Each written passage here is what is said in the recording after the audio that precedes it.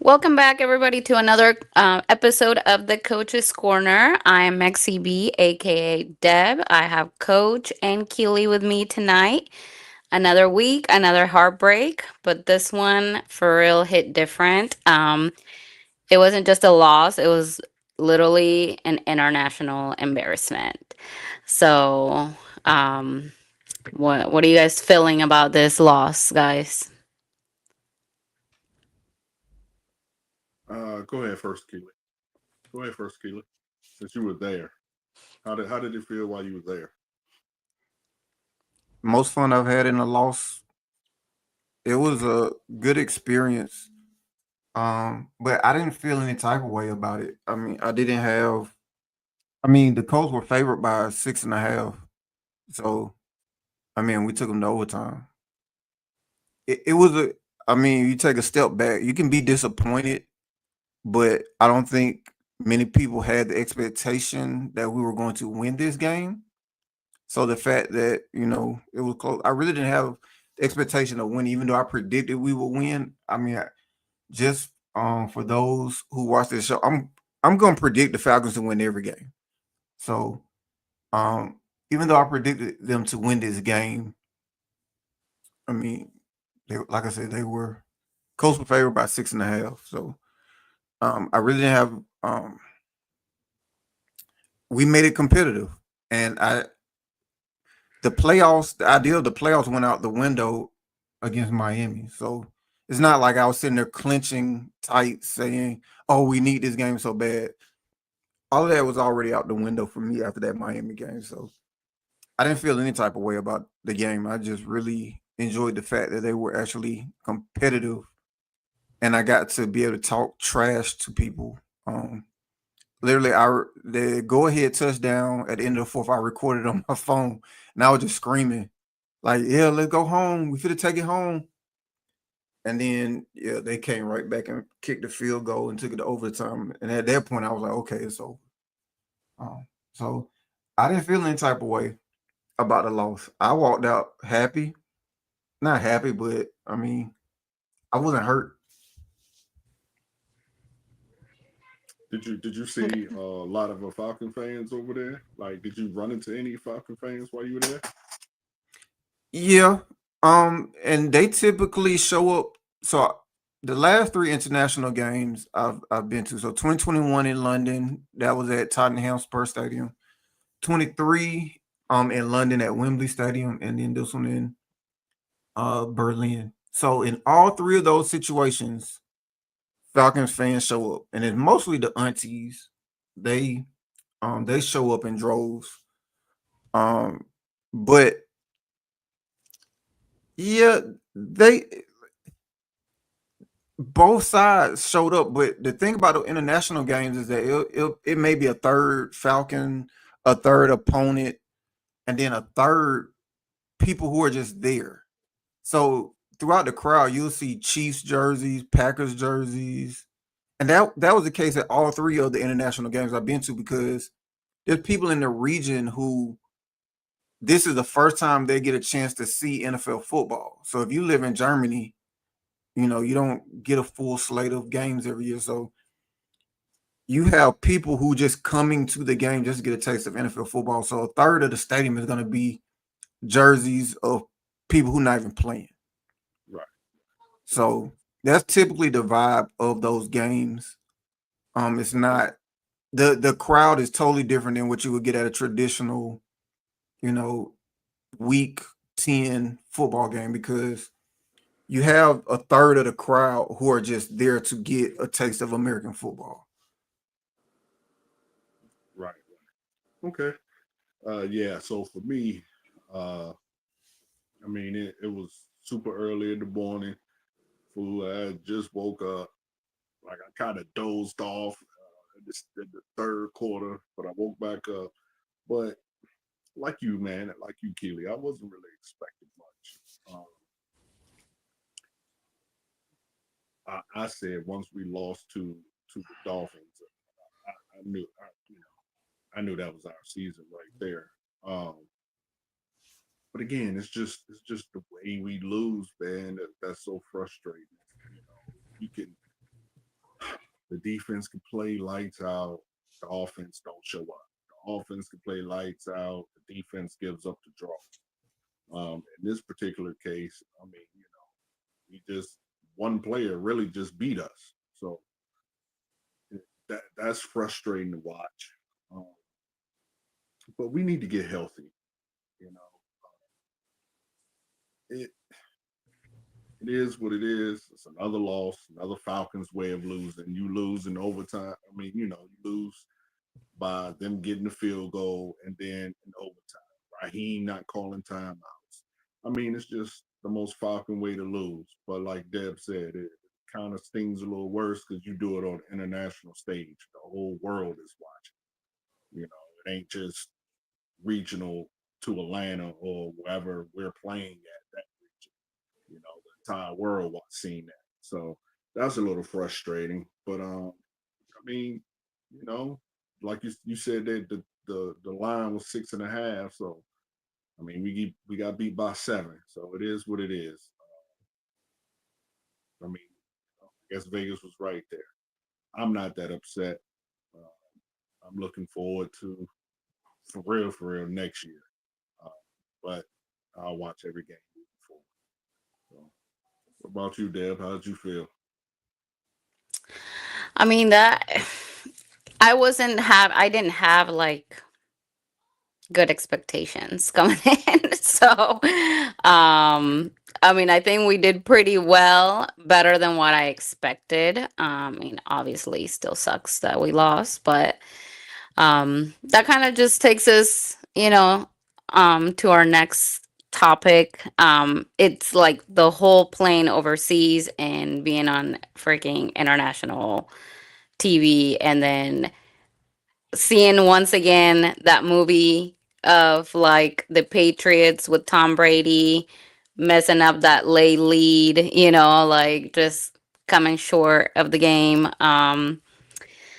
It just the offense just wasn't showing up, when we needed them. Defense was just not there either. Look lost really to me at crunch time. And it just the whole energy was just off, especially at the end. It was just kind of like they gave up. So Yeah, yeah. It's getting bad.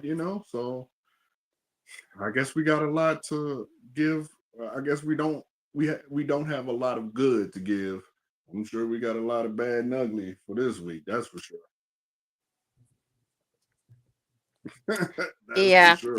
yeah. Let's break it down: the good, bad, and ugly. For me, I'm gonna talk about the game particularly. There were the good for me, there were flashes of like a few big like defense stands, that kind of were like good. B John showing up a little bit at the beginning, kind of like, oh, okay, well, we're going back to this B John, you know, little running the ball type of thing, but didn't really happen. Um, but that was the good. I mean, that wasn't that much good on this game other than, I mean, we were kind of like going back and forth with them and the score, but then still couldn't make it. The bad, the play calling, once again, the coaching just sucks. I don't know why freaking Morris didn't go call that timeout instead of going on overtime. Like, that was just the stupidest thing I've seen. Yeah. And then, yeah, the ugly, just the chance to close it out, and we just handed them the game pretty much.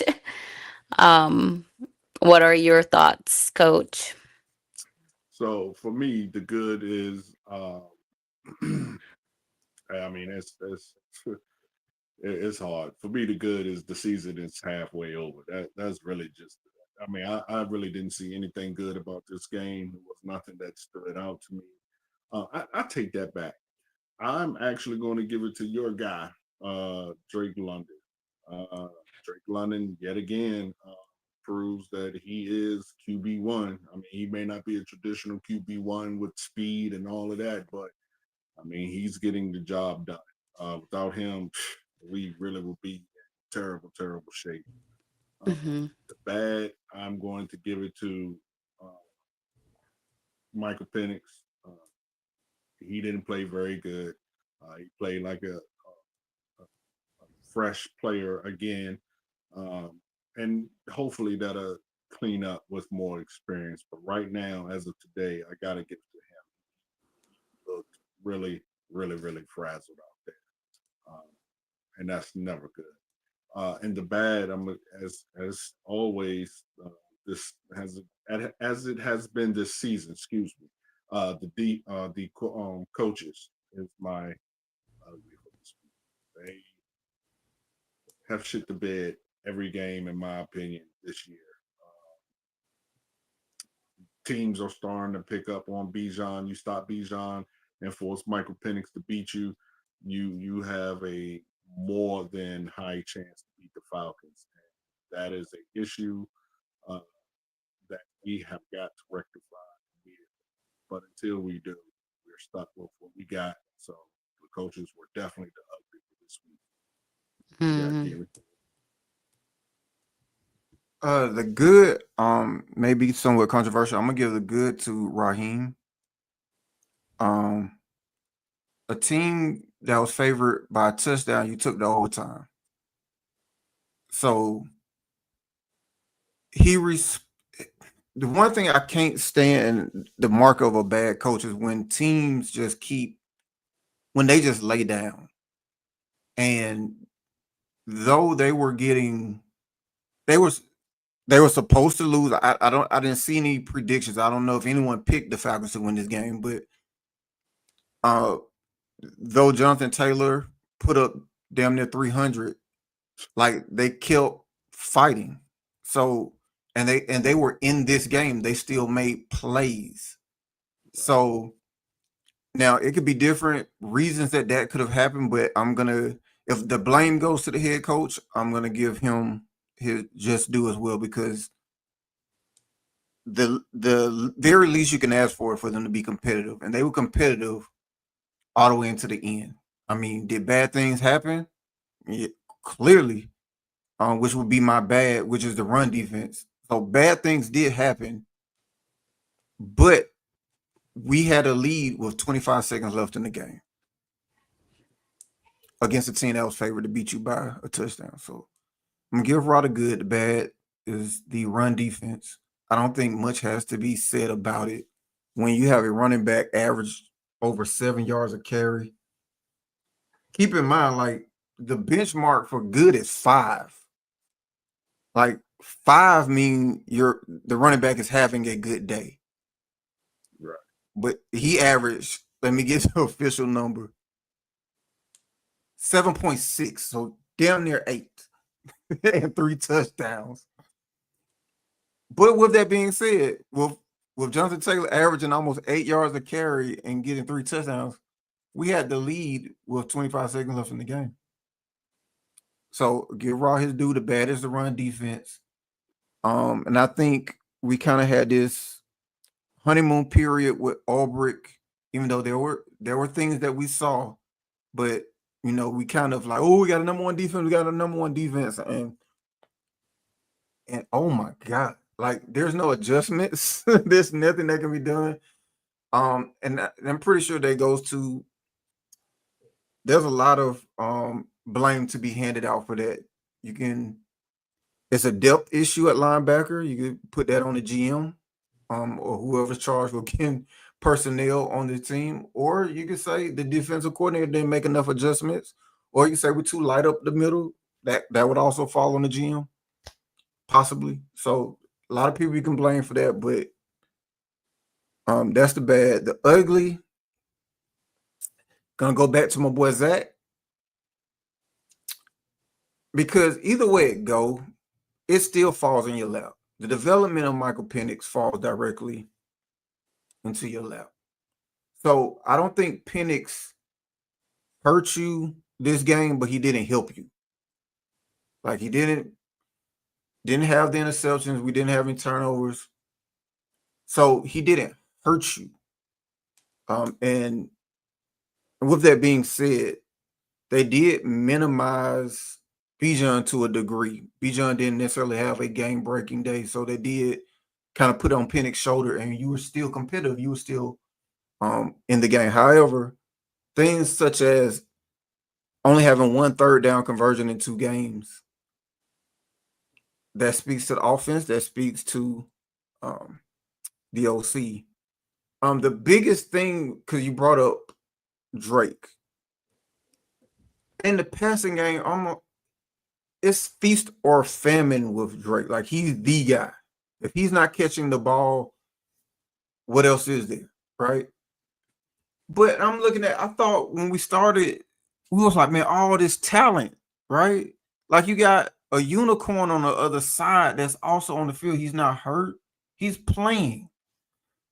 So how is it that Drake is by himself? Like, I don't. How is Drake by himself when you got a unicorn on the field? Like, how is he the only option? Why is Drake out there by himself doing like all the lifting by himself? What did Pitts do? 2 catches for 38 yards. Two catches Yeah, for 38 yards. yeah. I mean, those are That's up to factual. the OC to figure that out.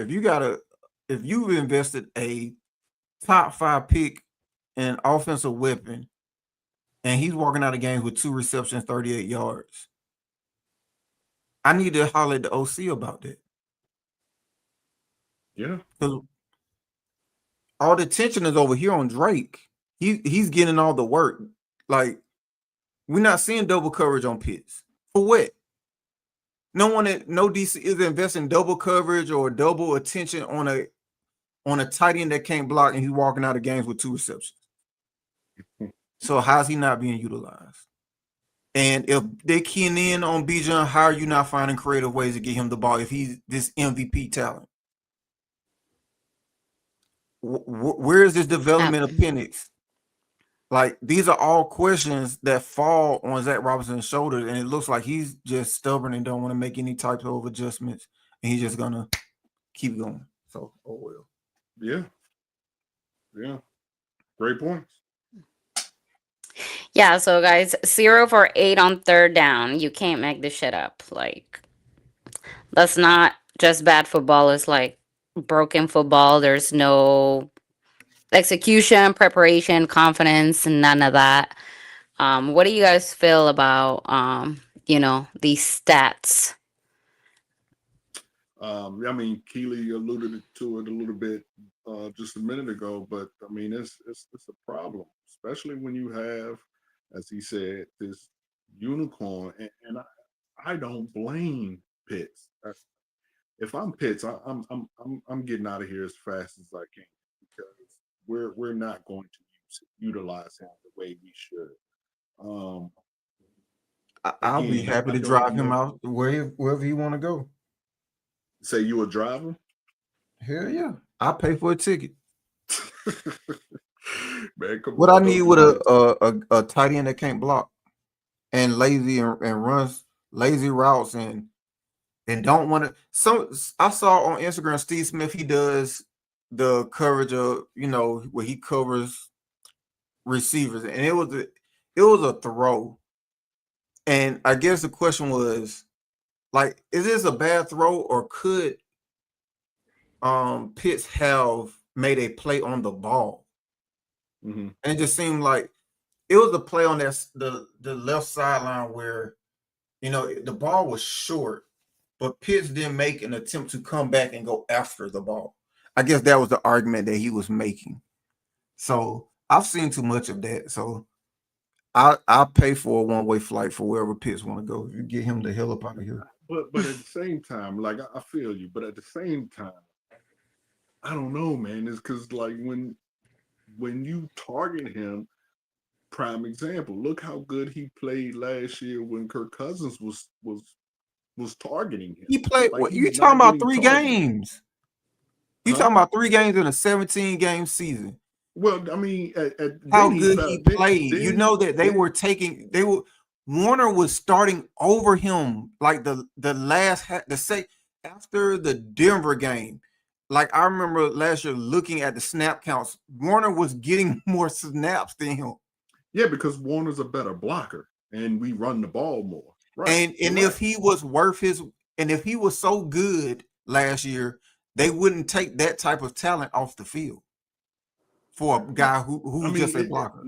I would disagree with that because it depends on the play and the scheme you run it. He Like wasn't you're even not going to have you. starting. I understand what you're saying because we like to run the ball. So of course the better blocker is going to start. They think that Bijan Robinson is that. First, let me say this: I'm not campaigning for Kyle Pitts that he's a great player. All I'm saying is when he's targeted, he plays great. When he's actually given the opportunity to catch the ball, the man plays all right. So I I'm disagree okay with him. because you're I'm okay saying with when Kirk had the ball, he played great, and Kirk was the yeah. primary reason that he When was Kirk, on the bench. Kirk when wanted him on the bench. I Kirk was don't know like, get about him that. off. All right. So on 680, the fan, they were literally talking about how the interviews in the locker room. Mm-hmm. Kirk had enough of him. Kirk wasn't Oh, see, throwing the I ball don't to want. him. I'm not from Atlanta, so I don't get that station. So I have no idea.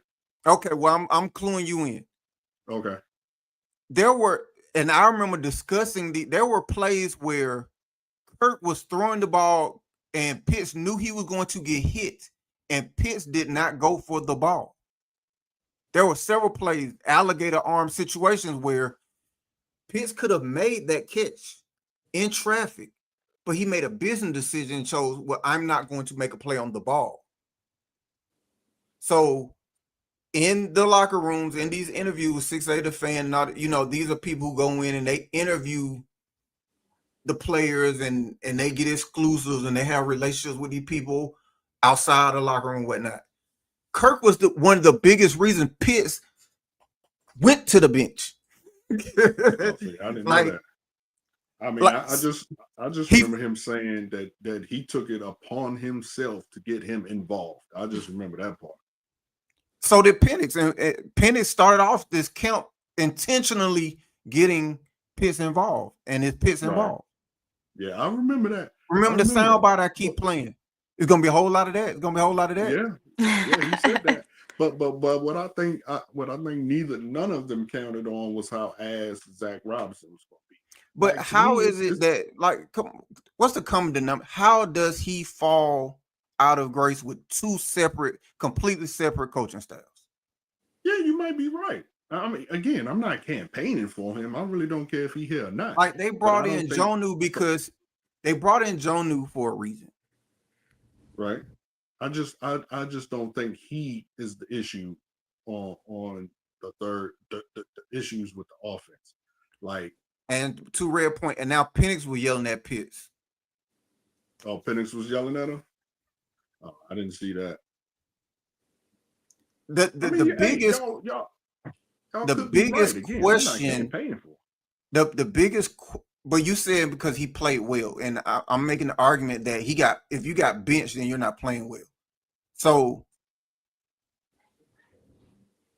it seems like in both cases, the quarterback, like, all right, put it like this. If I'm a quarterback and I see you alligator, like you making business decisions, whereas I need you to go get that ball because it's third down, so we can keep the drive going, but you make that decision because you don't want to get hit. Like how many more times am I gonna throw you the ball? True. I mean, that just doesn't go for him. Especially when That goes now for people talk about the overuse of Drake London when Drake was getting used as a tight end in the middle of the field and getting hit, but he was going after the ball.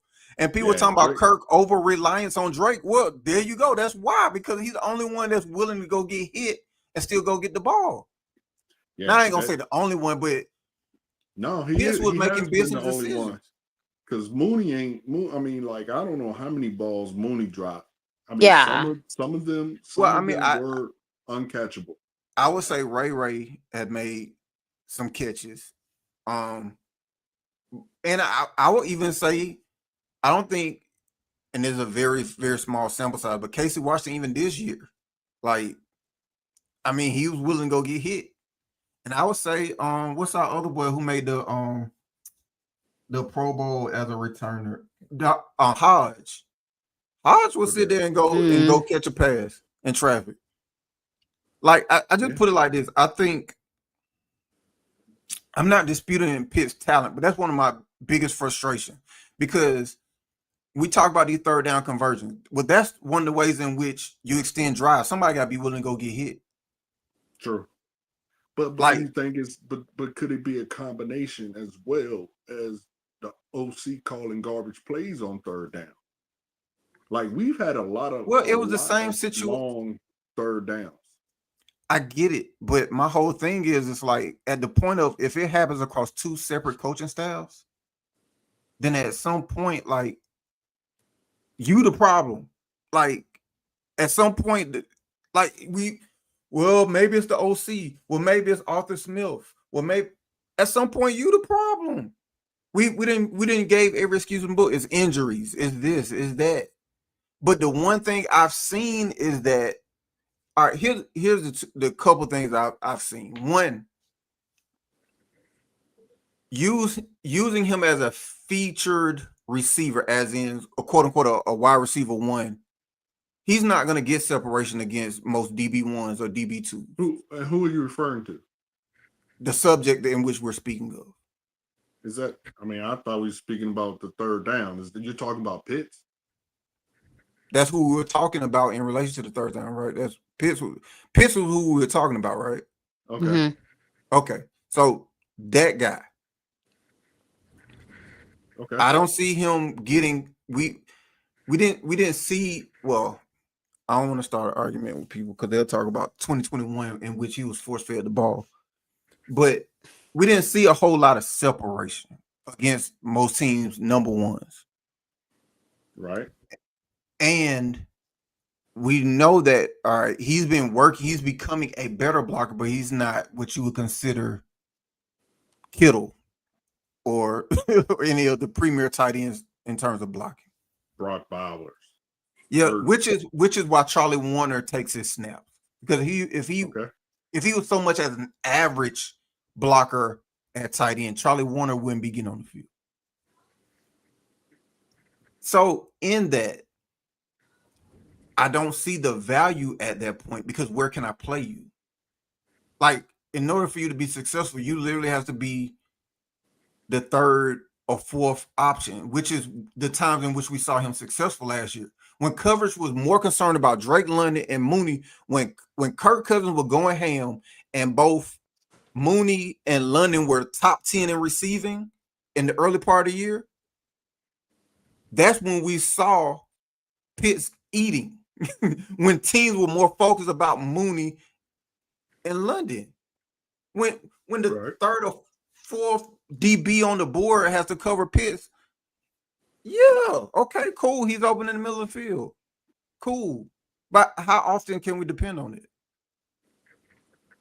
Yeah. I mean, all that's facts. So you think Pitts is the reason we have these third down issues? He's part of the problem. I mean, of course, OC, quarterback. However, a quarterback best friend is what? Quarterback best friend is what? Yeah, tight end. Tight end. Now, right. Who? Because Warner, I mean, he caught a pass this week, but I mean, do we depend on him as a receiving tight end? No. No. And the guy that you drafted fourth overall, that's supposed to be the guy that you go to in those instances when you need it. But yet, for whatever reason, like if I'm Penix, if I'm a young, why would I not go to the quarterback best friend if I need that? Like, I mean, that's literally almost every team's safety blanket, the tight end. That's a fact, and I mean that's interesting. So why is he not using his safety blanket? Say that. I haven't Kirk heard didn't use him as his safety blanket. He used Drake as his safety blanket. Drake was literally the tight end last year for Kirk. He was. But I feel like he was kind of using him though. I don't know why this game is different. He was like kept trying to throw it farther or like not far enough. It feels like. Okay, yeah, so I mean, that's Keely's, opinion. That it's very interesting. It's actually the first time I've heard that our third down issue, someone attributed them to Pitts, uh, which Well, which no, is I'm not which is solely valid points. attributing it to Pitts. I'm saying it's a Yeah, yeah, I combination. know, I know you're not Mhm. solely. Yeah, yeah, I So got you. last week he had 4 receptions for 38 yards. Right. 4 receptions for 38 yards last week. Like this is, I mean, for a struggling quarterback, like even if you just dinked in, like the one thing they accuse the GOAT, Tom Brady, of, right, his whole career, dinking and dunking his way down the field. It was a whole Right. double tight ends and slants, right? Just dinking and dunking running backs out the backfield, right? Because if all things don't work, at least I have that, right? I have my tight end, I got the running back out the backfield, I can check down, I can hit my quarterback's best friend, a tight end. He's somewhere in the middle of the field open. And you mean to tell me we got a young quarterback and he can't rely on that? The only thing he got is Bijan in the check down, but he can't But use his. again, that's what I would bring up. It is definitely so Pitts can't throw himself the ball. So if the OC don't scheme, like we don't pass in the middle of the field hardly at all, like Mhm. at all. Which Which is is bad. generally where a tight end eats. A tight end generally eats in the middle of the field. We don't throw in the middle of the field. We don't have routes that really go in the middle of the field. When Pitts is going, he's normally towards the sideline somewhere. Yeah. So So that I so have Pitts is noticed so that. do also you so is do you also OC so do heavily. you I think think it's heavily. do do you think in those calls he's telling Penix what to throw, or do you think he has progressions? Ah, that's a hard one because conventional wisdom would tell me a quarterback has reads and he will throw to who he sees open. But Penix has literally just last week said, I run the plays and throw who they tell me to throw to. So I don't know. Mm. So I put it like this: I refuse to believe that Penix sees Pitts open in the middle of the field and refuse to Well, throw he, the he doesn't ball. go in the middle of the field. We don't run plays to the I middle of the heard field. what you said. What I am saying is, even if I'm the quarterback and I need it's 2nd and 6 and Pitts is there with 6 yards and he's open, whether or not Zach is telling me we're only going to the outside. If I see a first down, you don't think Penix wants to take that first down? You don't think he's going to Yeah, take it? absolutely.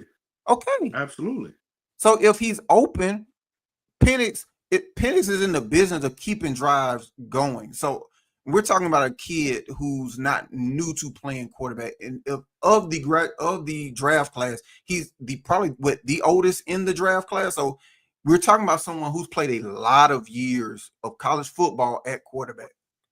So he's seen. Well, no, I'm trying to. Kalen LeBoer was Kalen LeBoer with him at Indiana. There were two. I don't remember which two were there, but there were two that came out with Penix that both were 6 years. I think it was Bo Well, Nix. no, I'm talking about was Kalen LeBoer at Indiana and before going to Washington. Oh, that I don't know. I don't Okay, remember. Yeah. so If anybody in the chat know, let us know. he's played a good amount of football. I think that's a safer assertion. He's been around football Right. enough. Right. So I don't. I think with the level of experience, um, yeah, you're right, Monte Carlo. His injury sat him down, but his injuries didn't take the playbook out of his hand. Right. So he was, even though he was injured, he was still sitting on the sideline learning playbooks, learning defenses, learning, where to go. Mhm.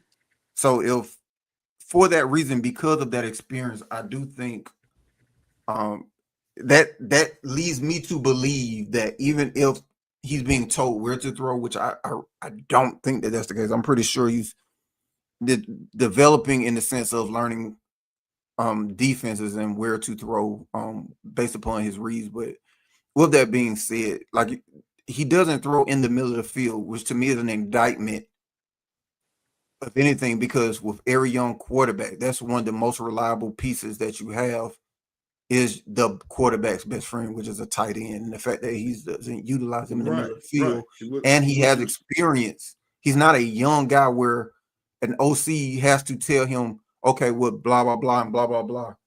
But yeah. Okay, so what I am saying, what you're saying is correct.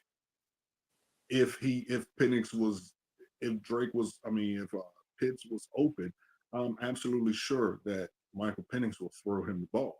What I am saying is there we are not drawing up plays for him to even be in the middle. So how can he throw to him if he's open, even if he's no one is around him in 10 yards in the middle, if we don't draw up plays for him to run in the middle? He's not running to the middle. He is running towards the outs. Everybody is Yeah. running towards the sideline. That's what I'm saying. I mean, we If can speak we in had an general, but OC who I'm not drew gonna up sit there and plays, say that Pitts has only been on the outside the hashes. I just don't think that's realistic. most of I'm pretty. I can pull it up. Damn, I guess if I'd have known you were gonna say Pitts, I would have had it for you. Um, no, I'm not Well, saying that's outside the hashes. I'm saying outside the tackles. It doesn't have to be the hashes. well, I It mean, just you know what? depends. It's semantics. I'm saying the point I'm making is I'm pretty sure even if we sit there and watch every every game tape of every single game, I'm pretty sure we're not talking about 90% of the time Pitts is only running routes outside of the tackle or outside the hash. Yeah, 99. I would say 90% of the time in pass plays, nobody's in the middle of the field. That's Well, literally that's where we that has been disagree. that There's has been Drake. Drake has caught some kind of in the middle of the yeah, field. well, yeah, here and But there, so but where's Charlie Warner's that's catch last literally, Sunday was in the middle of the field. That's what I'm saying. So you mean to tell again, me they're not gonna run as I Pitts in the said, I middle of the didn't say field, but all. Warner's gonna catch one in the Did middle I of the say field? all or did I say 90? Did I say all or 90? That has And literally what been I the am saying is issue I am with saying that the 90 is probably pundits. also unrealistic. I got you, but again, that is the issue that pundits have been bringing up, and like literally everybody has been bringing up the fact that we don't pass to the middle of the field. I mean, that's just period. Whether it's Pitts, whether whoever it is, we're not utilizing the middle of the field. We're only utilizing towards the outs of the field. okay, That has I agree with both of you guys. I've yeah, seen to like where all the play calling, everything, he's like looking towards the sidelines. Like he's not anywhere looking for anybody in the middle.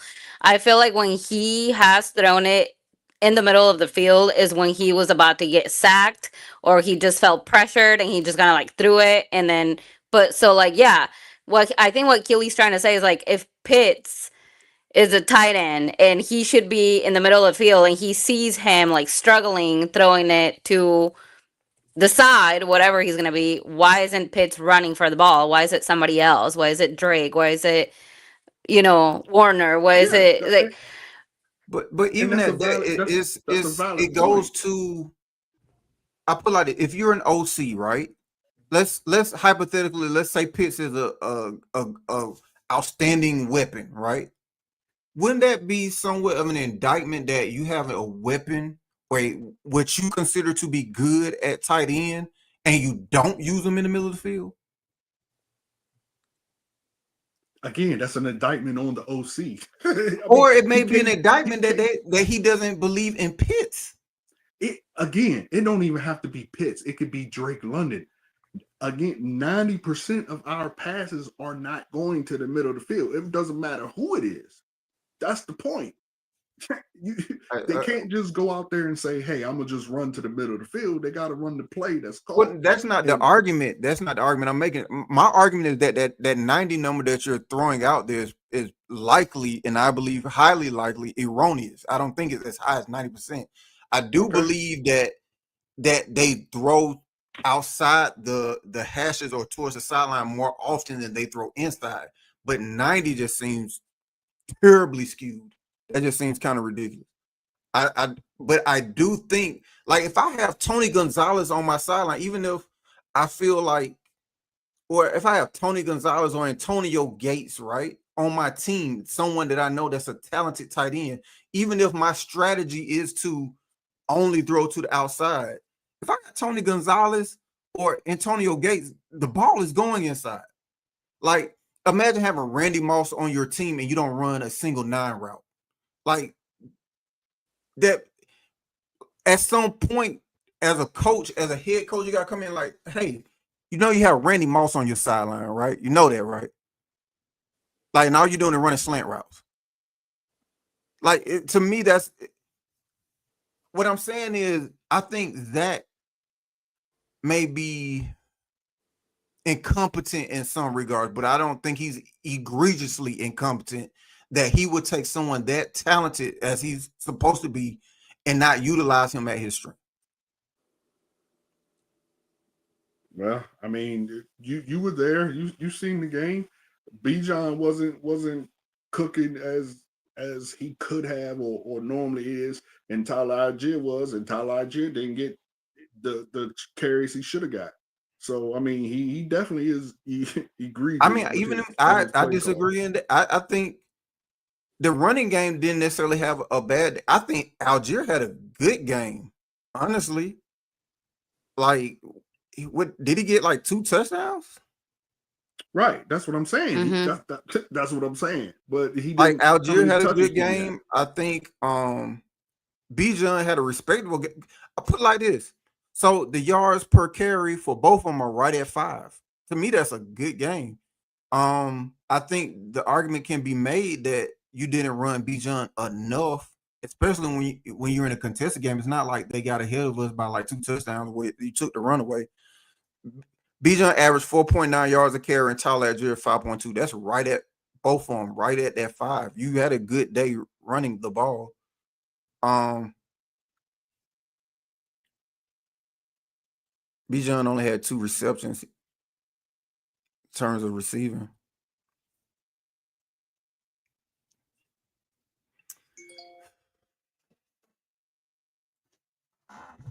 Oh shit, lost that. My bad, guys. Anyway, we can agree to disagree. We can move on. You good there? Yeah, hold on a second. I put my phone on do not disturb and someone keeps calling it so it goes through. So I'm Oh, texting okay. him. Sorry about that. All It's all right, right. well, moving on, guys, since it's getting a little bit heated in here. Oh, I've come on now. a little bit, which is a good thing, you know. We have to have some type of debate. But anyway, so next to our back to our next topic. Let's see.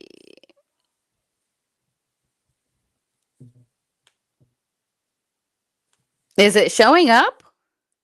Yeah, it was just showing. There you go. Oh, okay. All right, so it's our therapy segment now. Because at this point we're in the same pain circle, right? Like everybody, the heartbreak, it's not even surprising to anyone, or do you think it's surprising? It was surprising. Uh, no, I don't think it's surprising at all. I mean, if you just look at social media, there. I mean, everybody is feeling the same way. Everybody is ready for Zach to be gone. Everybody is ready for Rod to get fired. Everybody wants Rich McKay gone. Everybody wants uh, uh, Rich McKay, uh, Terry. Terry. Everybody wants Terry. Like everybody wants everybody's head. So no, it's not surprising to me. I think it's just I think it's hilarious when people bring up Rich McKay. Like I mean, to me, it's just extremely, extremely funny. Anyone calling for him to get fired, one, he's not going nowhere. So, I mean, to even talk about him getting fired is just a waste of breath. But two, I mean, what COO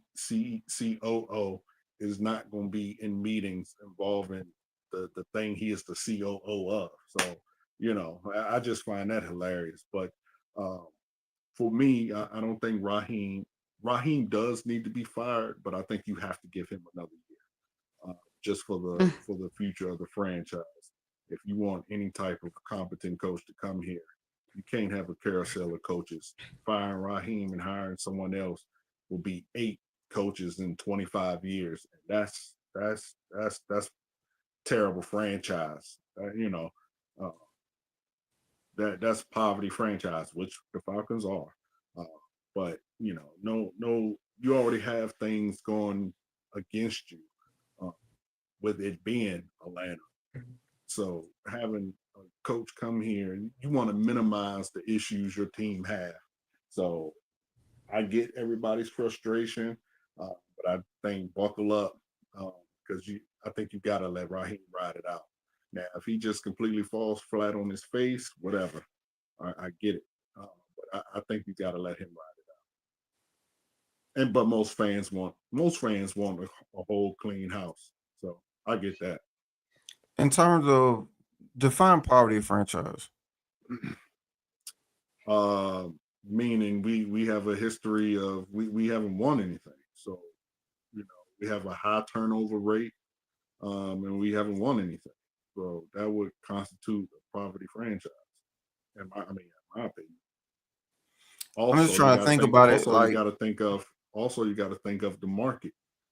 I mean, Atlanta is an attractive place for us, but it's not, you know, necessarily. It's not a New York. It's not a Miami. It's not a LA. You know what I mean? So you got to minimize as much as you what can makes Miami attractive? the weather. I mean everything. The weather, the women, the They haven't won in a long time. So how attractive again, are but they? right, but again, you have the weather. You have the city of Miami. The city of Miami itself is an attractive place, just like New York. New York ain't won shit in a while either, but New York is Yeah, I still don't think I don't. Yeah, I don't know if they're considering as much the weather as they are the franchise in terms of attractiveness. Um, and and yeah. You and what there have coaches have said before that they won't go to such and such place because, like, for example, I've heard coaches in interviews say about like about Buffalo, or that they don't want to go somewhere where it's cold. Uh, you know what I mean? I think Like you would. if you ever heard Rex Ryan talk like about coaching and coaches, he says all the time that he hated being in a cold coaching for a cold team. I think Coaching right teams. now today, every available coach and every available player would take Buffalo right now before Miami. That's possible because of what they have there. So yeah, you're Yeah, possibly that and right. that's the I'm not point. I don't. saying it's the end all be all. I'm saying that is a high uh, uh, determination on where people go. Just like Well, we had, and that's what we and it's okay. That's where we disagree. I don't think that's the term. Like, I don't think weather is a determining factor because during the season, you only out of 17, you're spending with 8 of it there. So, I mean, I think people go where they can get the most money and where they feel like it's a good franchise and where they can win. I don't like, sure, sure. um, and as far as I want to revisit the Rich McKay thing. You were saying that you think you find it funny because it's inevitable that he's going to be there. That what you're saying, like basically he's going to be involved no matter what. So you might as well just give up complaining about it. That what I'm hearing. Yeah, Rich McKay's the COO. He's not going anywhere. So to continue, that's like saying fire like Arthur Blank needs to sell the team. That's just crazy. Monte Carlo. Yeah, I think from that standpoint, there's nothing that we can do about any of this. Like we can't, like I can't get Raheem fired. I mean, Of course not. it's Well, that's what I'm yeah, you saying. So it's can. applicable Yeah, you in can. I no, we can't. Yeah, you can. If the voices get loud enough, you absolutely Arthur Blank will absolutely he see that bottom line. Absolutely. No. Absolutely. Um, People call for coaches' heads all the time that end up getting fired. yeah, and they don't get fired for the reason because of the fans. Like Of they course get not. fired for other reasons. They get fired because they went 4-12. That's why they get fired. Right. But not because of the fans. Like that Okay, doesn't so happen. you want to talk in absolutes today. I got you. Okay. No, no. No. Give The me the fans are not absolute. the Give me the absolute and absolute. Give only me the reason absolute I that they get use. fired. You're Uh, correct. No, the fans are not the only reason and the absolute reason they get fired. You're right. No, I'm saying they're not the reason at all. Okay. That's what I'm saying. Okay. Like Gotcha. we don't. I'm saying the overarching point is the same point you made about Rich McKay is the same point that applies to everybody. The fans really don't have a say in any of this. Right. Like, like people can scream, "I want a new owner. I want a new GM. I want get so and so out of here." Like they have to fire themselves. Get. I can't think of a situation in which the fans got somebody fired, whether it's front office or coaching staff. I can't think of a scenario in which that happened. That's what I'm saying. I mean, it's okay. We can disagree. I'm not speaking in absolutes in that type of term. All I'm saying is that I think the Rich McKay example applies across the board, but um that doesn't stop us from voicing our concerns or complaining. I think most people who complain about Rich McKay, because I hear it a lot in Atlanta specifically. Like for example, like some of these on-air radio personalities, they specifically complain about Rich McKay's involvement, and of course they do that knowing that their voices would not get him fired, and there's nothing that they could do about it. Okay. So doing a quick search, for issue, things that get NFL coaches fired. Um, the number one reason was performance is the Mm-hmm. primary driver, and Mm-hmm. then the secondary driver uh, is issues on and off the field, and then Mm-hmm. the third uh, thing is fan pressure, and it's literally says fan pressure is a key metric for management. And that's Highly substantiated by vocal, who? highly vocal and tormented fan bases often drive coaching carousels. And this is, And that list, and that someone came up with those lists, their opinion of those three, and those are substantiated by what front office? What owners came out and I said, don't yes, know. those are the three biggest reasons why we fire him? I don't know. Exactly. Performance, you can't, That you is can't. that is a crazy argument because you can literally say that about everything. We don't know nothing because No, it no, doesn't you come from presented something. what front You office presented something that substantiates has anything. no nothing tangible to Okay, back it. So, all right, you gave a list, right? Who made the right. list? Who made the list? It is written in an article from the New York Times, Okay, and which is who did they in New York with the NFL. who did they get that information from? Did they poll a bunch of It fans on doesn't the go street? into specifics. Okay, so here's my point. Who makes the decision to fire a coach? The management.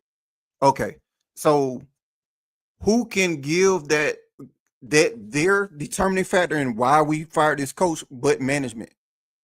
Okay.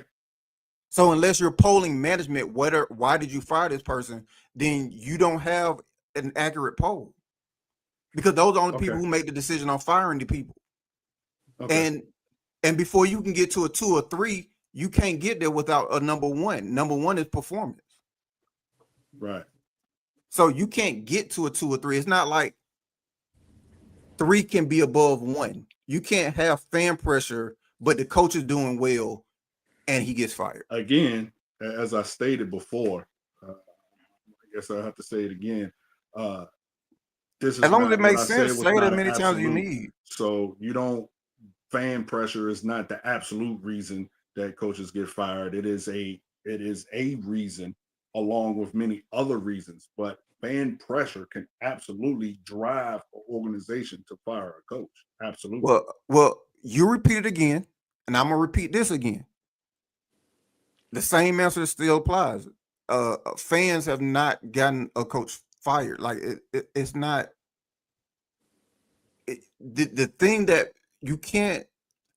To my point, which I'll reiterate again, in case you didn't hear it, since you repeated yourself, I I'll mean, repeat there's no myself. need to reiterate it. I mean, this is just You okay. can't have Coaches anything get fired before the only from performance piece. The performance piece is what get people fired.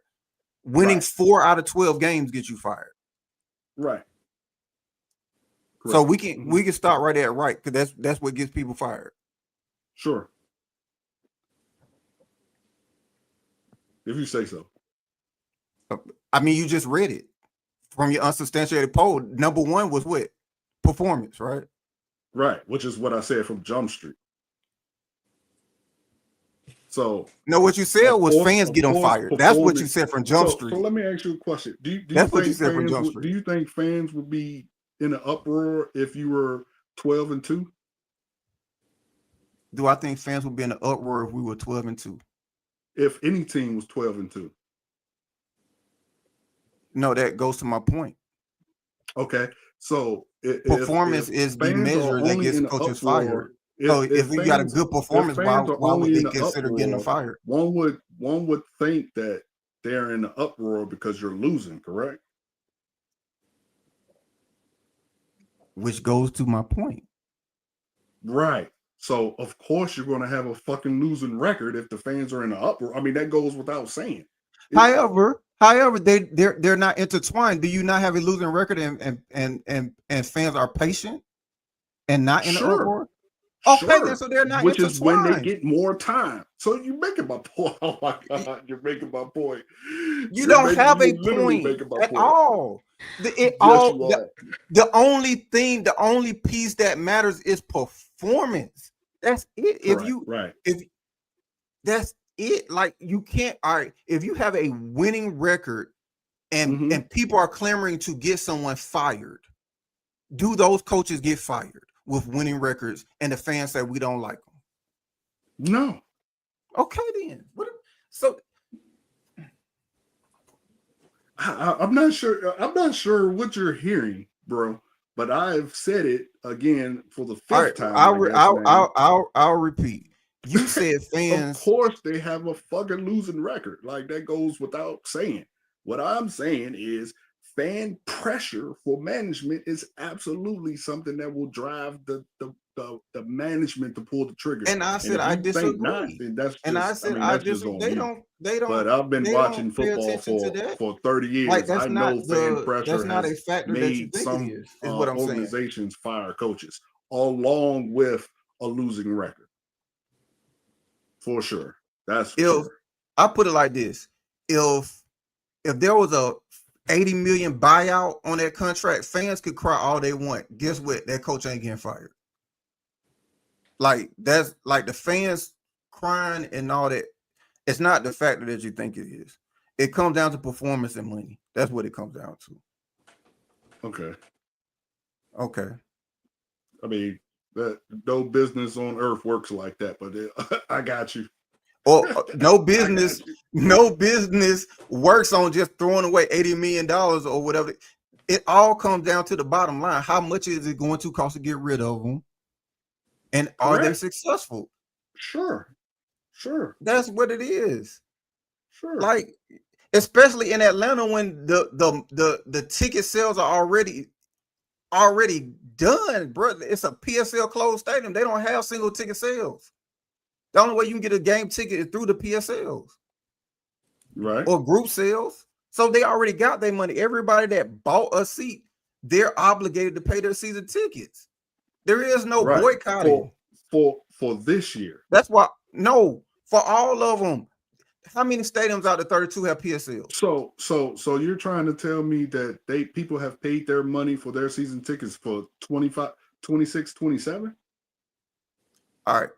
You can't withhold your season tickets. So, for example, I have a PSL, right? Mm-hmm. I am obligated for as long as I have that PSL to pay season tickets. I can't opt out of a season. I can't say, well, I'm not, well, since the coach was bad, I'm not paying my season ticket for 2026. I can't do that. I will default. I mean, I don't know how the PSLs work, but well, I'm telling you, I once absolutely know people. you signed a contract, so you have the rights to those seats in the stadium. However, in signing that contract, you are obligated to pay that invoice every single year, no matter the amount. You can't opt out of it. You can't say, well, the team played bad, so I don't want to pay my season tickets. No, whatever that on February 1st, when that invoice shows up in my account, whatever it is, I have to pay it regardless of record, regardless of whoever the head coach. As long as I have a PSL, you are tied to that season ticket invoice, no matter what the record is or whoever the coach is. And out of the 32 teams in the league, how many teams got the PSL model? Is with like out of 32, it may be 27, 28, 29, all of them going to. If you get a new stadium, you're going to PSL. Oh yeah, I don't. I don't know nothing about that because I'm not a season ticket holder. But I wasn't referring to that anyway. What I'm saying is, like if you stop spending your money, they like it's a business at the end of the day. And if the customer is not happy with the product and the customer stops paying for the product, they will absolutely listen to the customer. Period. And that's the point I'm making. Business. They can't stop paying for it because they're contractually again, obligated. I don't know about Atlanta. I don't know how Atlanta that works. I don't own season tickets. So well, I don't PSL know. isn't talking about as a business. just unique to Atlanta. That's what I'm saying. Okay. Well, as a business though, that's normal business models. So what anyway, it doesn't apply to the PSL model in the NFL. Back to what I'm saying though, yeah, Rich McKay's not going nowhere, so it really doesn't matter. I mean, this debate we're having is pointless. He's not going nowhere. He's the COO, and I just find it funny when people call for his head like he's not supposed to be in any meeting like of significant importance, and he's the COO. Like he's going to be in that meeting. I think what's happening in your frustration is that you're not hearing my point. The point is that though we have no control over whether Rich McKay loses his job or not, though we don't have any control over that, that applies across the board. If we want the offer off this team, we have no control over that. We have no control over personnel decisions, just in general for anyone. My point that I started with is that is applicable across the board. We can cry for Raheem or Zach Robinson to go, but until they make that decision, it's the same thing. Like we don't have a determining factor in it. Right. We don't have no say so in nothing that goes on in the NFL, yet we still talk about it as fans. Exactly, which is applicable to Rich McKay. We can still talk about it, even though we have no say over his hiring or firing. Dumb as hell. That's like saying. So then it's dumb to discuss anything in the NFL because we have no control over it. That's applicable across the board. We can't talk about the candidacy of Mike McDonald or anybody because we have no control over it. Then, if that's the case. That's a crazy argument, but okay. It's not a crazy argument. It's very valid. If it's so crazy, then dispute it. Stupid. Of course, if it's so crazy, then negate it. Of course, we don't have no control. We don't have no control over shit that goes on in the NFL. And yet, we show up on these podcasts and talk about it. We talk about everything we don't have any control over, which is the point. I don't see how this is a difficult point to understand. It's not. It's not. But so it's applicable across the board. The same thing with Rich McKay. We have no control over it, but yet we still have license to talk about the things we have no control over because we have no control over the playbook, but yet we talk about it. Do we talk about Arthur Blank? Is he a high value target when we talk? We talk about everything. We talk about I'm everything saying and have no on a control over normal any of average it. basis, is Arthur Blank, like, is he one of the people we go after on a normal basis? I would say there's plenty of people who have said that he needs to sell the team. Yeah, I mean, I've heard a few here and there, but Okay. Well, quantify few. Like I've most heard people it. understand and realize. But okay, uh, I guess uh, I guess we have different thought processes because most people I I know don't think even know talking if it's about Rich McKay a is thought stupid. process. I just think it's just an understood truth that no, we have no control over any of this. But yet we get on podcasts and we all discuss it because we're Falcons Right? fans. Yeah, So if yeah, we you're right. think if we think that Rich McKay is an issue, we know that in discussing our issues with Rich McKay and why we think he's a problem, we're discussing it while knowing there's nothing we could do about his job. Yeah, that's true. What's up, I've Winston? been saying the truth the Thank you whole for time. joining. That's Thank, exactly what thank, I've been saying. We have no control over any of this. okay. Thank you for coming and joining us, man. If y'all can hear my voice, please make sure to go follow Winston Thornton and his partner John at the eye test. They'll be on at 10 o'clock right after us. Yeah. I mean, yeah. Okay. I All right, I let's move guess. on, guys. Since we're talking about coaching, with all the losses piling up, everybody's feeling the heat. The coach is feeling the heat. The locker room, looks frustrated. The fans are frustrated. We're frustrated. What needs to happen to fix this team? Obviously, Keely just said we can't fire Raheem. So, what needs to happen to get this fixed? We can discuss firing Raheem though, even though we can't do it. I bet you we hear a whole bunch of people talk about it. I mean, yeah. He's the number one target. But go ahead. Go with your point. What do you think? Is it scheme? Is it in-game adjustment? Is it talent? What is it in your opinion? We discussing what's the problem is or what we hold on. Yeah, Oh, culture, what we needs culture to in the hot seat. fix. Yeah, what needs to be fixed? Is it the coaching that needs to be fixed? The scheme that needs to be fixed? The in-game, what needs to be fixed? I mean, some of that kind of wraps within it, like scheme and game adjustments, coaching, that all kind of falls under the umbrella of coaching. Um, I mean, I think there's enough blame to go around. I don't think there's one solution to it.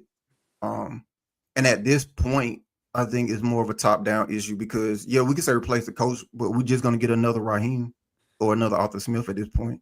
There's no guarantee that they're gonna make a decision. The one thing,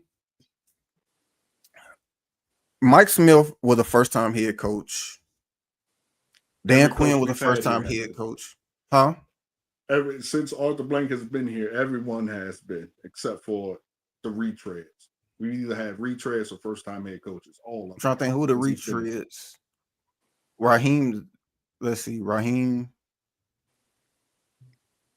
That's it I can think of. Petrino was a retread. He never coached in the Um, NFL before. right. Well, I mean, college. But yeah, okay. I guess you can lump him as a first time. Yeah, he's a first-time NFL head coach. Yeah. Yeah. Um, Yeah. We've never and had technically, anyone. I can't even count him as a coach. He didn't even last. As soon as he found out Vic wasn't playing, he got the hell on. Yeah. Yeah. So to my point, yeah, you can say change coaching, but that was the solution for Arthur Smith. That was the solution for Dan Quinn. Right. I mean, that was the solution for all the other failures, and we're still in the same boat. So insanity is doing the same thing, expecting a different result, just changing the head coach. Which leads people to Rich McKay and the Rich McKay conversation because it becomes a point of all right, so we try changing the coach over and over and over, but y'all keep getting the wrong coaches. So why are y'all keep getting the wrong coaches? So who is the reason that we keep getting the wrong coach? And that's why people always have the discussion about Rich McKay. Because at the when you see winning organizations, it seems like the people at the top, they don't rely on the coaching staff to know how to win. They like when you look at the Steelers organization, everyone in that front office seems to know what it takes to win. It's not just relying on Mike Tomlin because they won before Mike Tomlin got there. So it's not like their whole success was based upon Mike Tomlin. And there's other winning organizations like that, whereas it's just not reliant on looking up and getting a spectacular head coach. They know how to choose a head coach. They know what it takes to win, and they know what winning looks like. And it seems like we have a front office that may not know what winning looks like, which is why people keep pointing towards Rich McKay. Because it's like, well, why are we spinning our wheels and we keep getting the same result? Like, how many coaches have we been through in my lifetime? 8. Well, we've been through 7 this year. I mean, this century since 2020. I mean, since 2000. Yeah. So, um, yeah. Since since McKay got here, McKay they were instrumental in the decision to fire Reeves and bring in who came after Reeves.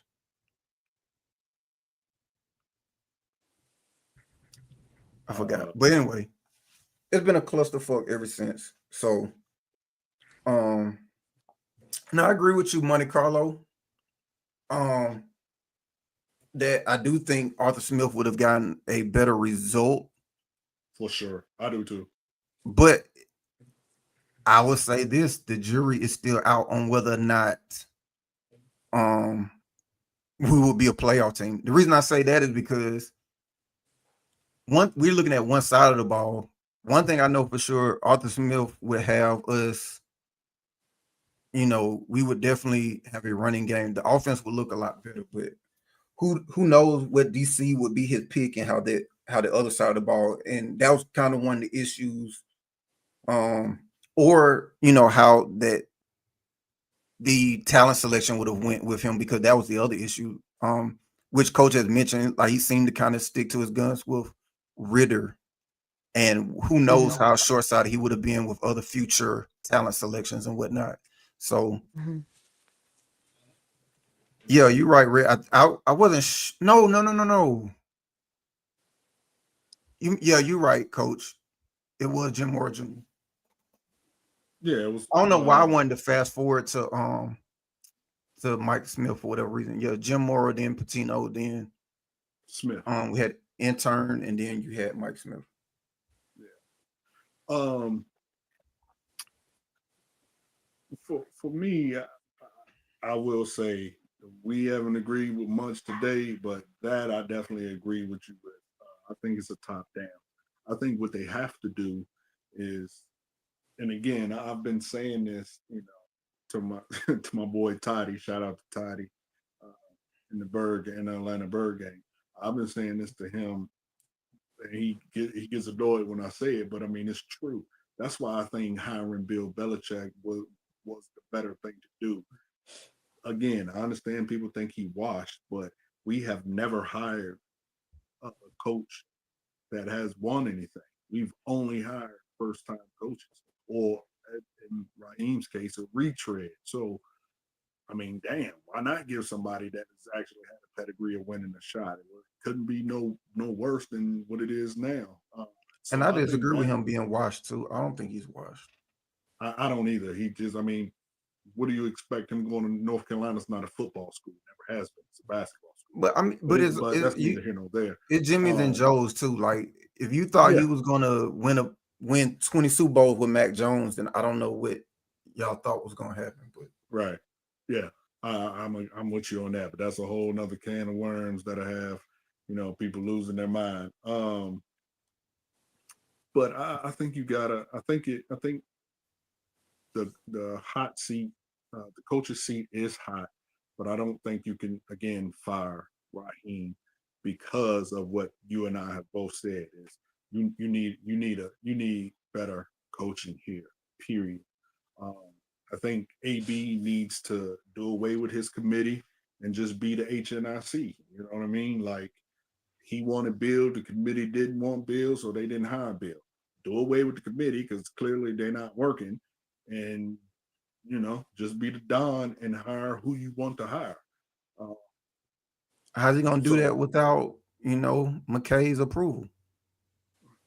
I don't think he. I don't see. I think that's where we disagree. I don't think he uh, gets McKay's approval. I think he has a committee and he heavily values their So input. I was being an asshole. I'm not saying he does literally get his Oh, approval, okay, I got you.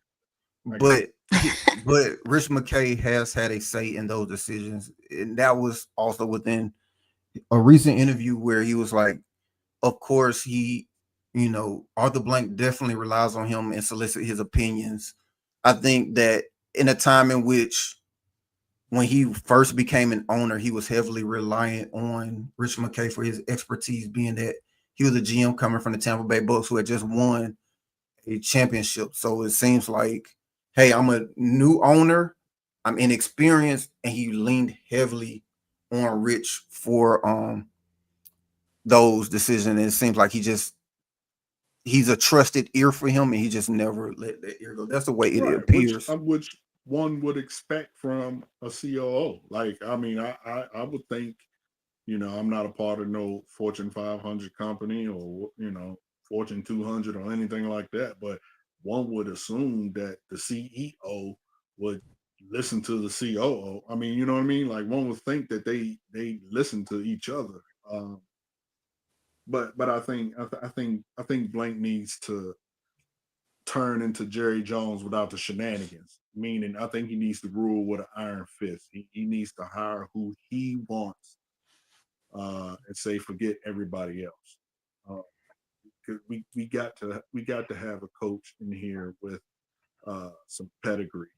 Uh, so I don't think it's the in game as well. It is the in game adjustment because it's coaching. But what I don't think is just the talent. Is Penix playing bad right now? Yes, but is he being helped with correct coaching? No.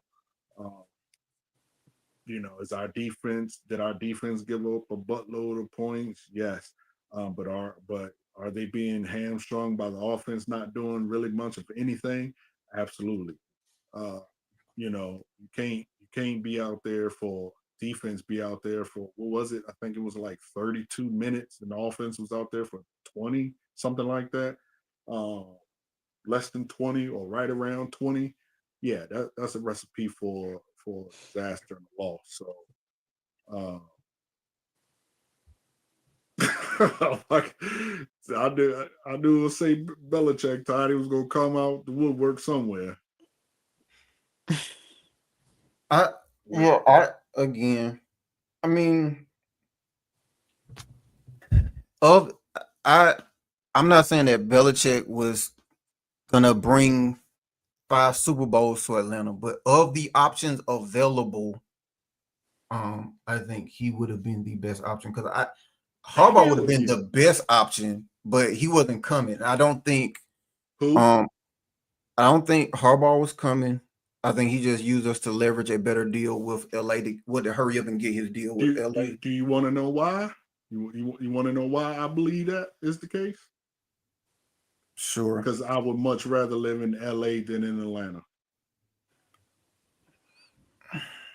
It's more so because he's a former Charger in the organization.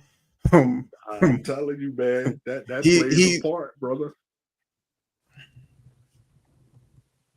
I could give you, but with that being said, is LA lovely? Sure.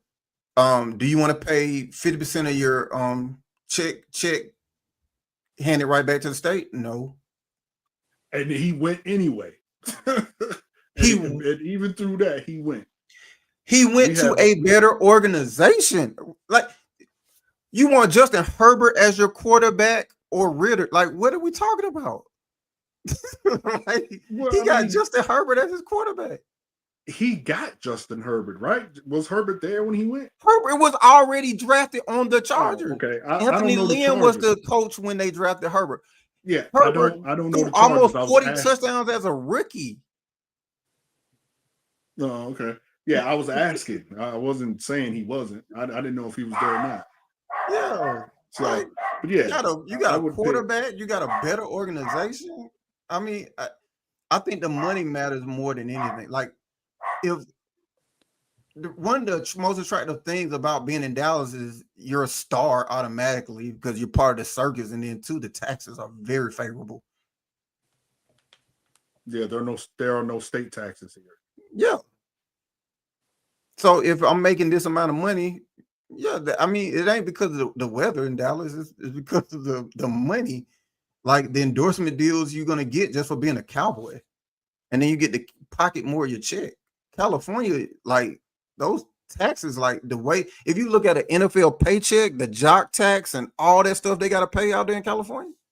Same thing with New York. Like it's crazy. The only thing that can really offset that is the money you make out of off the field. So like somebody like an OBJ will want to be in New York because he'll make all his money doing commercials and ads and all that stuff in New York, club bookings, all that kind of stuff. Like if I'm a superstar, yeah, I play in New York for those reasons, but you're getting killed with a check. You gotta be able to make that money offset. So then somebody like LeBron, like, yeah, he's losing a good bit of his check in LA, but he's making it off the court. Like all the movie deals, the studio deals, all this stuff. Right. Yeah. I mean, I guess. But what you're saying is kind of making my point even more. Even with all that, they still go there. They don't come here. What I'm saying is Atlanta's not an attractive place. Just like some other places, just like and I don't think it necessarily the franchise itself matters, yes. But I mean, look at the Jets. The Jets haven't won anything. They still get quality coaches. Look at like where else? Uh, Chicago. Chicago ain't won nothing since what the 80s or so mid 90s, whatever that so was. in 2015, we got the number one defensive coordinator and number one offensive coordinator in the league in a package deal to come to Atlanta. Right. Literally the number one Coordinator. coach available, and he brought the best OC available with him in a package deal to come to Atlanta. Right. First So timers. it Yeah, was an attractive job at that point because you had they will give us a shot, but every first time every proven coach that we have tried to get to come to Atlanta has not came. I cannot think of his name. Somebody Rex tell me Ryan in the wanted to chat. come. We didn't hire But him. the one that gave us the proverbial finger that was coming from Florida, he didn't come. I think that was right around the time we were trying Belichick to get wanted to come. We didn't hire him. who. Rex Ryan wanted to come to Atlanta. We didn't hire him. But that's what I'm saying. When you But have but but when that's you have these you said coaches willing, attractive. They were right? willing to come. When So you it was attractive again enough when for you them to have come. those coach when you finally do have those coaches coming and willing to come, you have to hire them. That has been my point. You have to hire them. I disagree, Todd. I think it probably made him more of a national name, but within the NFL circles, he was definitely considered one of, and this is just my opinion, Tidy. I think within the um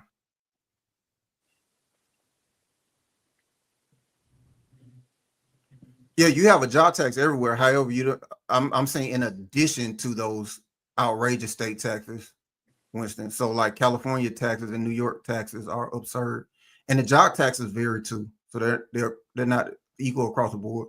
But to the point you were talking about Atlanta not being an attractive job, and it's going back to what um I think Tidy and Winston were alluding to. It wasn't necessarily the city, it was the circumstance. They had an established quarterback already in place. So the argument I'm making in 2015 was that we had an all-pro receiver, arguably one of the best talents in the entire league, and we had an established quarterback who they viewed as a talent. And at that point, we attracted the number one coach in the market. So no matter if he was young, a first-time coach or not, he was the number one sought after coach at that point. He brought with him who was considered the number one OC at that point. Now, to Tidy's point, he's saying that he became more of a name after 2016, but my argument is that within the NFL, he was still considered one of the best. I think he became more of a name in terms of like his head coaching candidacy, like after 2016, though. But I'm just speaking to the attractiveness of it wasn't the city, it was the circumstance. Yeah, Right. so without Matt and Julio, we don't get Quinn in 2015. So it's the circumstance, not the city.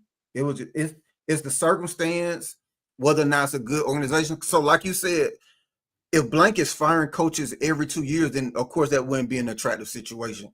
But that wasn't the case when Quinn came in. We had Mike Smith for, a very how many years were here?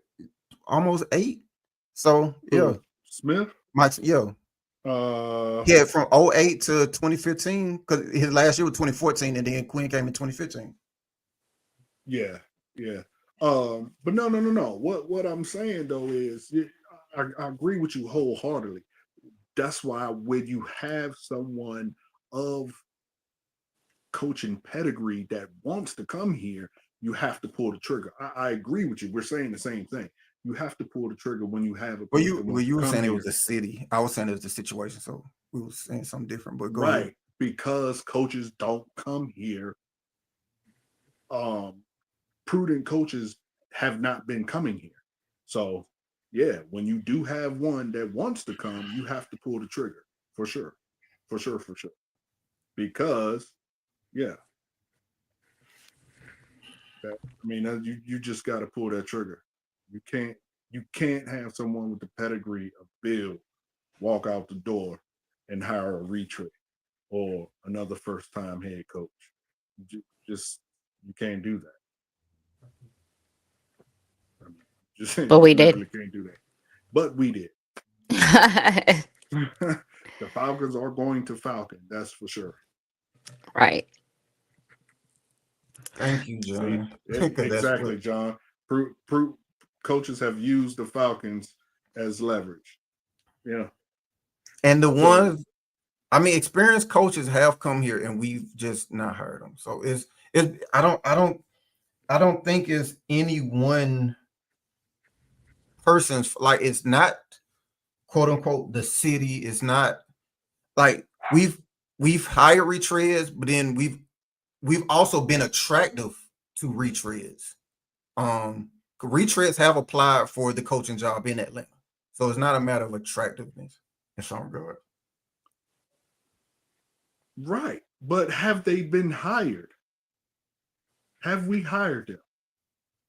Well, all right, there's two. All right, there's different dynamics here. One, you were talking about Harbaugh went to Atlanta to LA because it's LA. You're talking about the attractiveness of a city at that point. So that's a different dynamic, which I disagree with. I was saying it was because of the circumstance. Herbert, a better organization. So that's a different dynamic. The other part of, you said attractiveness to the city of Atlanta. And what I was saying is quality coaches and quality coaches, experienced and unexperienced, have applied to coach in Atlanta. So it's not about the attractiveness. So that's the second dynamic. They apply everywhere. They don't just, if there's a vacancy, they're going to apply. No. Jim Harbaugh had no intention of coming to Atlanta. None. John Harbaugh had no intent. He didn't apply to go to, like, he wasn't going to Cleveland. He's not going to certain organizations. Like, he wasn't exactly. But he showed up to the Atlanta interview. That's my point. Of course he is. They're going to show up to every place. If there's a vacancy, they're going to show up. Right. Okay. They're going to interview. Like, they're not. If Mike Tomlin is let go, bro, like, I do not see him interviewing for a job in Cleveland. Like, he's going to an organization that he wants. There's a vacancy, he's going to interview. No. There have been organizations that could not get coaches in the building. That has happened. I'm sure there have been. So then they're not interviewing anywhere.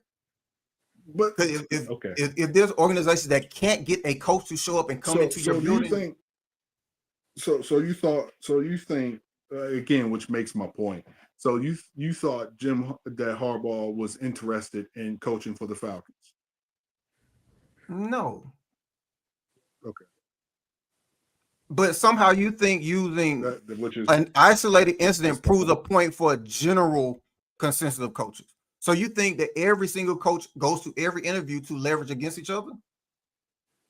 I didn't say every. Well, I didn't say. Well, excuse me. You were Again, speaking I to forget who I'm coaches in talking to. general. You were, They generally go to every available interview. Yes, which you just yes, said. they do. You just Yes, said they that. do. So do you think Right. that And they go to every single interview to leverage for other jobs that they want? Just which is you use Harbaugh as an example, which is what he did. Do you think all coaches do that? Which is you use Harbaugh as an example. That's what you did. uh, coaches of quality, yes, they do. Yes, they do. They're going to leverage places that they know absolutely that they are not going to coach against where they really want to go until they meet their price. Absolutely, I think they do, without question. Harbaugh was never coming here ever again. Conflating two different points, but go We, ahead. you, people think so. Atlanta is Did attractive Harbaugh to meet with us, every but to single other people, Atlanta is opening? not attractive. So when Harbaugh was available as a head coach, did he interview with everybody that had an opening? I don't know what team. Hold on, I don't know what teams he interviewed with because all I know is he interviewed here, and I know he interviewed with the Chargers. So there were more than just two head coach openings.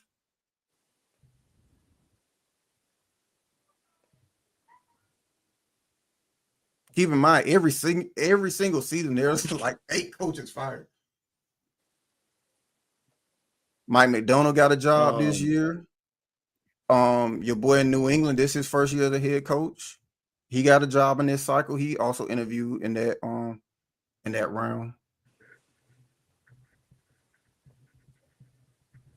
Did Harbaugh interview in New England to leverage against LA? uh, did he? No, I don't know. It Oh, says okay. here, he interviewed here at Atlanta and at the Chargers. So I don't know. Okay, because there was a lot of job openings.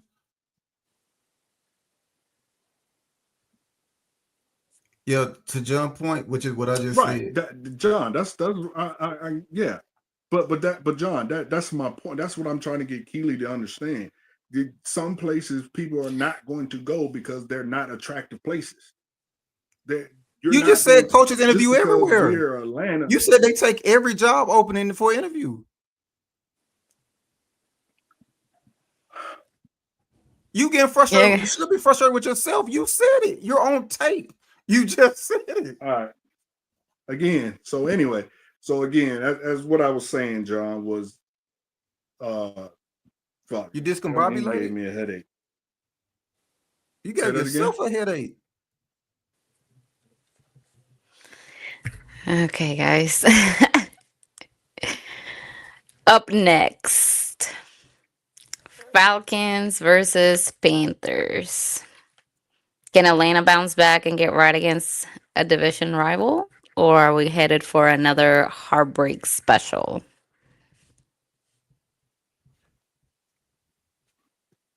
Uh no.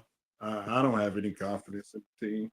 I mean, I would love for us to win. I want us to win. Do I think we will? I'm not sure. I'm done with predictions for the rest of the year because I don't know who shows up week to week. Uh, you know,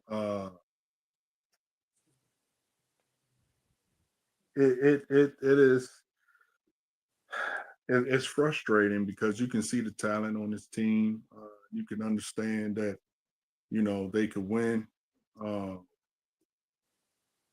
but they just don't for whatever reason of the week is.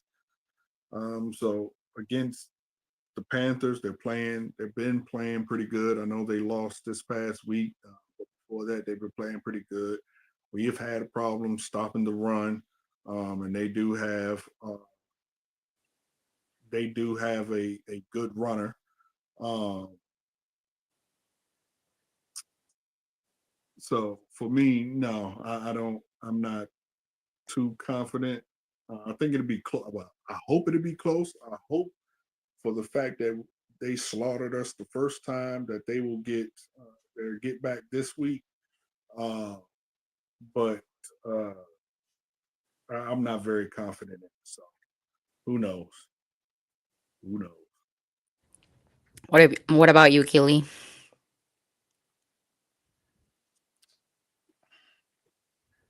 Falcons 28, Panthers 24. I don't know how or why because I don't. They're inconsistent. Like you think they're gonna. I don't know. I'm just happy that they competed last week. They competed against the Patriots as well. They're gonna do something goofy, but I'm just happy that they actually competed. So if you compete, then it's but they compete, they're just inconsistent. You don't know if we're gonna run the ball one week or I don't know. The one thing I think we can say is that Penix is still developing. We can, I think, a safe bet if Vegas has the line that Penix throwing for 250, we can take the under. I think that's a safe bet. Um,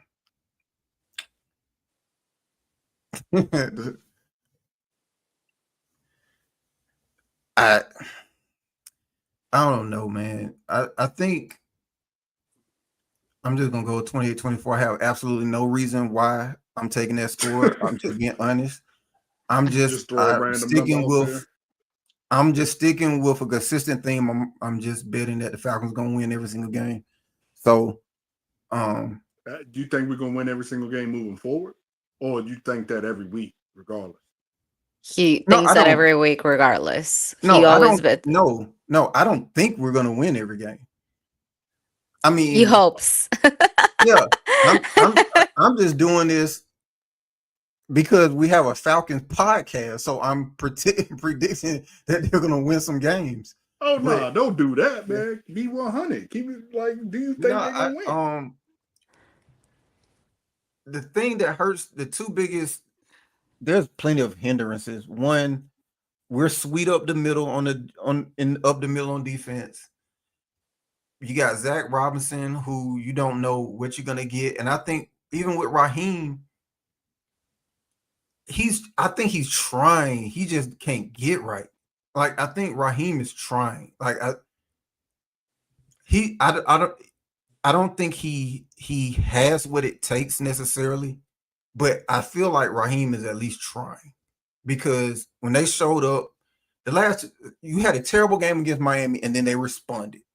They at least fought against the Patriots, and they fought giving the circumstances and having a subpar quarterback and a subpar OC. Like I said, Sunday, Colts were favored by 7, and we had the lead with 25 seconds left in regulation. I mean, you have to give them credit when it's due. Yeah, I will say, on the flip side of that though, is that's why I think uh, we have extremely uh, high level of talent on this team, is because even through subpar quarterback play and even through a trash offensive coordinator, we're staying competitive. I will say I don't think Do we we were have an competitive in the extreme Patriots amount of game because talent? that first half we were trash. Um, I don't know. I think I don't know if the talent. So, like, is your opinion on Mooney the same as what it was when the season started? no, no, Like, but and people overrate again the unicorn. I don't think the unicorn is nearly as talented as people make him, as people want him to be. I'm not gonna say make him as people want him to be. I'll put it like this: the talent doesn't equal production. I'll say that. And And as talented as Bijan is, I mean, it it doesn't. I think our talent can be overstated because we're sweet up the middle. I mean, I don't know how much talent we got when you're Well, someone. our good linebackers are hurt, and I think the last time I looked, What good we were linebackers are hurt? down You we said were down plural. You we're said down linebackers plural. right. We're down. If I'm not the last time I looked, which was before the show last week, we were down 5 linebackers. So But which four, yeah, four or five linebackers. So, other and I linebackers? think one just came Which back. just touch the one thing said good linebackers. So of them, which ones are good? Because I know Diablo, we can say okay, he's good in this scheme. Yeah, he's good. Are you talking about Troy Anderson? Like Oh who are hell the no, talent? hell no, hell no. And that's I what I'm don't know. saying. Ty. I think I I put it like this. I love so for example, I love Grady, but I think people overstated Grady's talent because he was ours. I think we overstate some of the talent that we have. Um, some of our guys are definitely serviceable and worthy of being respected, and we rely on them every single week to do their jobs. But I think we kind of overstate the Yeah, talent that's on the I team. mean, I don't know. I don't think our starters. Um, I don't think our starters are. I think our starters are very much talented. I mean, you can see when they went down, the level, the defense went down because we were pretty good. We wasn't the best on run defense, but we wasn't this horrible. I think we done dropped Well, don't significantly, I don't want you to significantly. I don't want you to conflate. Do I think we have like for example, do we have starters in starting positions? Like there was a period in time where we had like Paul Warlow at middle linebacker, and I don't think he was an NFL starting middle linebacker. So do we have and to Winston Point, he got what I was saying. He's the only good linebacker that's out. Like the one that we can say is good. You said we have good players that are out, but no. So I'm saying good. I don't. I We have starters, people who are quality starters in this league, but everybody that's a starter isn't necessarily good per se. Like you know, I don't want to Well, I throw mean, anybody under, but like you got if players you who know, are worthy of starting, but may not be what you would say are good at their position. You say average, an average starting talent, but you wouldn't say I mean, they're, okay, they're so good. average. All right. I mean, Like I can I work put with like that. I give you one. Mike Hughes starts. You're not gonna tell me that he's a good No, he's DB. trash. Yeah, it's But I think he's only starting because oh shit, I can't think of his name now. so like Um, if we're hinging our bets on Troy Anderson coming back, then no, no, that's no. what I'm saying. So in terms of like you're saying we're missing good linebacker. If you're waiting on Troy Anderson to come back to save the team, then no, that's not happening. I can't say that he's good. No, but I will say this: if you had some of these pieces back, you wouldn't have a Hughes out there. I mean, not Hughes. You wouldn't have what's old boy name? Bergeron. You wouldn't have him out there. Bertrand, JD Bertrand. Bertrand. That's what I meant. You But wouldn't but have to me, that's more so an indictment. Like I don't even think he should be second string on the NFL team. who Bertrand? Yeah, Yeah, no. he Again, should be on a practice squad. I think he's only on the team because Kyle went out. I think if Kyle hadn't went out, he would have been on the practice squad. Like the depth pieces are just like what's your boy Nate over there in LA balling now? Like, bruh, like Yeah, he's not a that was stupid to lose him. I say all the time, I'm okay with him, you know, getting burnt in coverage. He was at least a good run defender. Bert, Anderson can't do shit in my opinion. He needs to he's get just off the field athletic. immediately. Yeah, Yeah, Nate Land. yeah. I Those are mean, the those are the pieces that's supposed to come on the field after Diablo goes down. That's what I'm saying. Like Nate Lamb to JD is a big drop. Nate Lamb is supposed to be the piece that comes on the field after Diablo goes down. That's in my I, opinion. I think I that's what mean, I'm talking about in terms. let's keep it a buck. It should have been Lamb and Big O still here, but they let him go. Which I understand they couldn't pay him, but he should have still been here. So But yeah, the overarching point, I think we kind of talk about the talent, and I think we kind of have an unrealistic idea of the talent on the team because of the shiny objects. We look at the shiny objects. We look at Kyle Pitts. Ooh, he's a top 5 pick. We look at Bijan. Ooh, he's a top 10 pick. We look at the shiny objects, and we think we have a really talented team, and it's just not there. I mean, it's not there.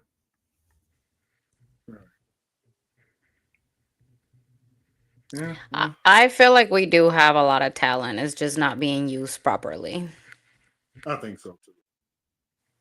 I think so too. And I Winston, put it like that's what I this. was talking about. Winston, we should have never let Big O go. We should Well, have we never weren't gonna let him pay go. him, yo. We weren't gonna pay that man. Yeah, we should have. But That's what I I said. It I should have been I, him. It should have been him and Nate here. I would say this to your point, Dib. There's a DC out there right now that can that is talented enough, can scheme up, piss out of a toilet. Like he can just do it. Like who can work with take Vanderbilt to the championship and make them a number one. Like there's a coach out there that can do that. However, there you find more coaches that win with talent than with supreme. Like Nick Saban won all those it rings for a reason, and it more so had to do with talent than scheme. It was because he had the number one recruiting class almost every year, and 90% of his defense went to the NFL every year. So it's talent, and I'm pretty sure to your point, a coach can get more out of the talent that you have, and ideally, you would love for coaches to get the most out of the talent that they have. Hmm. However, we see it all the time in football. Those coaches who are great coordinators who get the most out of their talent, at some point they play a team like Alabama. And that 6'2" defensive end who's been getting schemed out the ass have to play against that 6'7" tackle for Alabama, and it stops there. Like the dream stopped there. It stops right there. So I get your point of coaching, but man, Yeah. like it's only but so much scheming an offensive line coach can do to your boy AD. Like it's only but so much that can be done. Yeah, but we shall see. Hopefully, we don't lay another egg. But let's hope we Yeah. get this win. Yeah, so I think the Falcons are desperate for redemption. If not, they should be. This is where we find out what kind of pride this team really has left. So we will see. And this was gonna wrap it up for episode 8, guys. We'll see you next week. Thank you all Um, for coming. Make sure to after like, share, and subscribe. yeah, the Falcons versus Panthers once again. We'll be back on Wednesday, 7 p.m.